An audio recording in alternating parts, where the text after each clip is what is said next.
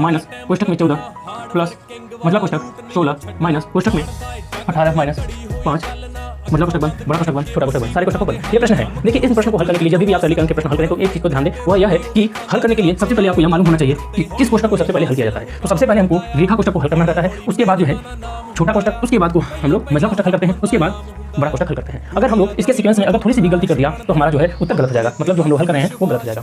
और एक चीज और है, इसके साथ में ये भी पता होना चाहिए कि सबसे पहले हमको क्या करना चाहिए, भाग करना चाहिए कि क्या करना चाहिए। तो सबसे पहले हमको भाग करना चाहिए, उसके बाद गुणा करना चाहिए, उसके बाद करना चाहिए जोड़ना चाहिए, फिर उसके बाद घटाना करना चाहिए। तो ये सभी चीजें सरलीकरण में ध्यान देने योग्य बातें, जो अगर आप लोग इस पर ध्यान देंगे तो आप किसी कितने भी बड़ी कितनी भी चीजें सरलीकरण या मान ज्ञात करने के लिए बोलेगा इस प्रकार के प्रश्न आप आसानी से कर पाएंगे। तो चलिए हम लोग क्या करते हैं, सबसे पहले रेखा कोष्टक देखते हैं। रेखा कोष्टक यहाँ पर है नहीं, फिर देखते हैं कि क्या है छोटा कोष्टक। तो छोटा कोष्टक यहाँ पर है, तो यहाँ पर होने की वजह से सबसे पहले हम क्या करते हैं कि यहाँ तक के सारे प्रश्नों को उतार लेते हैं। तो उतारेंगे तो क्या पाएंगे, कहते हैं कि 18 माइनस कोष्टक में 14 प्लस कोष्टक 16 अब माइनस यह जो यहाँ पर आप देख रहे हैं यह क्या है, छोटा कोष्टक। तो छोटा कोष्टक को हल करते हैं। यहाँ पर क्या दिया है 18 माइनस 5, तो 18 में से 5 जाएगा तो क्या बचेगा 13। कोष्टक टूट गया, यहाँ पर बचा क्या 13। अब यहाँ पर कोष्टक बंद।